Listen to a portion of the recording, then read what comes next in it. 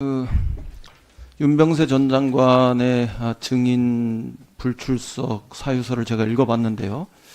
한마디로 참 뻔뻔한 오리발이다, 저는 이렇게 생각합니다. 불출석 사유서를 요약해보면 우선 하나는 그 수사 중인 상태에서 증인 출석하는 것이 일으킬 그 혼란에 대해서 우려한다, 이런 거고, 또 하나는 이 판결에 개입하는 의견을 자신은 개진한 사실이 없다는 거고, 그 다음에 세 번째가 재판의 독립성이나 중립성을 해칠 만한 행위는 결코 한 적이 없고, 그 다음에 마지막으로 사법부의 주재관이 혹은 그 사법협력관의 어떤 파견 문제, 이런 것들은 오랫동안 외교부의 인사처리 관례에 따라서 실무적 수준에서 처리된 거다, 이렇게 이야기하고 있습니다. 그런데 우선 수사 중인 상황에서 불필요한 혼란을 야기할 염려를 이야기하는 것은 저는 피의자 상태라면, 명백하게 윤 장관이 피의자 상태라면 뭐 조금 감안할 수도 있다 생각합니다. 그런데 우리가 윤 장관을 증인으로 채택할 때 피의자 상태가 아니었습니다.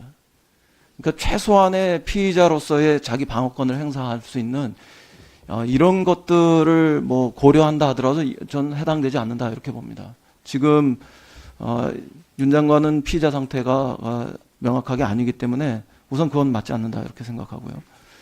그 다음에 이 판결에 개입하는 의견을 개진한 사실이 없다. 이거는 정말 지난 국감 때 제가 밝혔던 사실에 근거하면 터무니없는 얘기다, 이렇게 보여집니다.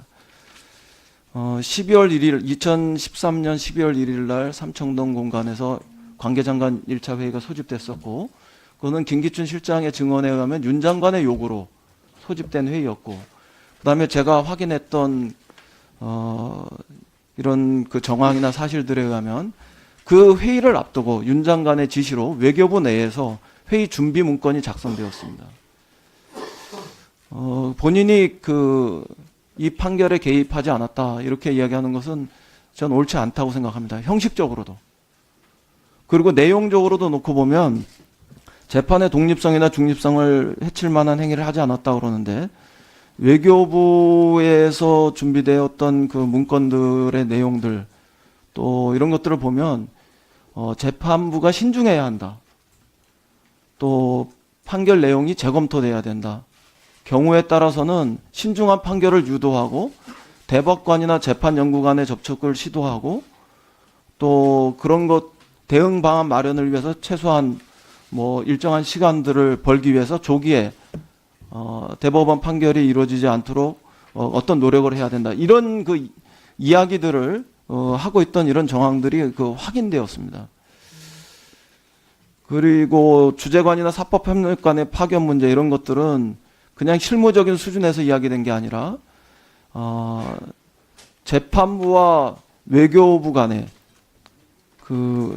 말하자면 고위급 수준에서 이야기가 오고 가고, 이런 것들이 윤병세 장관한테 보고되는 이런 과정들을 통해 가지고 진행되었기 때문에 우선 윤병세 장관이 불출석 사유서로 제출했던 몇 가지 내용들의 핵심적인 내용들에 있어서 사실과 맞지 않고 굉장히 뻔뻔한 오리발을 내밀고 있는 것이기 때문에 그 점은 뭐 마땅히 규탄해야 한다, 이렇게 생각합니다. 그래서 첫 번째로 바로 이 이유가 윤병세 장관이 불출석한 그 사유가 합당하지 않기 때문에 우리 위원회가 동행 명령장을 발부해서 오후에라도 윤병세 장관이 이 자리에 나올 수 있도록 해야 되는 이유라고 생각하고요. 그 다음에 두 번째는 지난번 국감 과정에서 제가 밝혔습니다만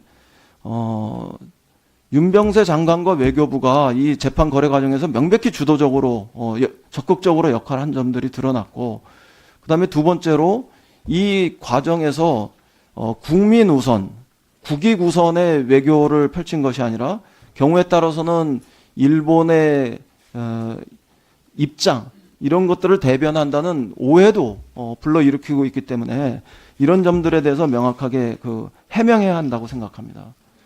그리고 세 번째는 정부와 그 법원의 문제들은 어떤 면에서는 상권 분립의 원칙이 지켜져야 되는데 이것을 정말 재판부의 판결을 변경시키려는 어떤 의도를 가지고 행동했다면은 그건 심각하게 민주주의 상권 분립의 원칙을 저해하고 있는 것이기 때문에 그런지 아닌지에 대해서 우리가 확인해야 하는 문제점들이 드러났다 이렇게 보여집니다.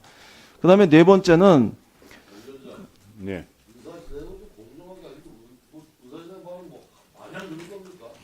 예, 좀 축약해서 좀 하시죠. 예, 예. 아니 사전에 시간을 저희 의사진행 발언 중에 의사진행을 하시면 어떡합니까? 의사진행 발언을. 자, 우리 이인영 의원님 아니 처음에 짧게 시작할 좀 때 하세요. 시간을 예. 정해주시지 않아서 제가 아니 얘기하고 결론만 있는데요. 얘기하세요. 아니 왜 결론만. 결론 예. 그런 게 어디 있습니까? 지금까지 그렇게 안 아니 했는데. 아니 좀 길다 보니까. 아니 그러니까 이해를 처음에 좀 얘기를 하세요. 주셨으면은 그의 시간에 맞춰서 했을 텐데 아니 그러지 않은 의사진행 상태니까 저도 발언을 상식적으로 할 시간을 준 테니까. 예는 없잖아요. 그러니까 저도 이제까지. 상식적으로 할 테니까 예. 이게 중간에 그렇게 안 하셔도 될 것 같습니다. 예. 그다음에 네 번째는 경우에 따라서는 제가 그날도 얘기했습니다만 법률국 동부가국에서 심의관이 국장되고 이런 보직의 어떤 세습 비슷한 이런 행위들이 일어나고 이게 경우에 따라서는 조직적으로 은폐할 수 있는 시도로도 보이기 때문에 증인 출석이 필요하다고 생각합니다. 그런 건지 아닌 건지에 대해서 규명하기 위해서. 그 다음에 다섯 번째는 이 재판 연기를 시도했건 안 했건 간에 어쨌든 재판이 미뤄지고 있는 이런 과정 속에서 7분이 돌아가셨어요. 원고에 해당하는 분들 7분이 돌아가시면서 폐륜적 행위로까지도 경우에 따라서는 지적받을 수 있는 사안이다 이겁니다. 이러기 때문에 이 사안과 관련해서는 윤병세 장관이 꼭 참석해서 사실 여부를 규명해 주는 것이 불필요한 혼란이나 오해, 의혹 이런 것들을 정리할 수 있기 때문에 저는 윤병세 장관의 출석이 꼭 필요했다고 생각합니다. 마지막으로 하나 더 말씀드리면 야당 의원님들도 충분히 동의하시겠습니다만 이 재판 거래 사건과 관련해서 무려 10명 이상의 그런 증인 출석을 요구했었는데 그중에서 윤병세 장관은 최소한의 우리 증인 출석에 대한 합의 아니었습니까? 그러니까 우리 위원회의 이 정신은 반드시 지켜지는 것이 마땅하다 저는 그렇게 생각합니다. 그런 의미에서 여야를 떠나서 우리 위원회와 국회의 지극히 상식적인 판단 그리고 그것에서 근거하는 우리 위원회와 국회의 권위 이런 것들이 존중되고 또 실현되는 그런 차원에서 윤병세 장관이 오후에 증인으로 출석할 수 있도록 동행명령장을 발부할 수 있도록 우리 위원회가 동의해 주시고 또 위원장님께서 그런 의사 진행을 해 주셨으면 좋겠다 이런 말씀 드리겠습니다. 자, 유기전 의원님 말씀하십시오.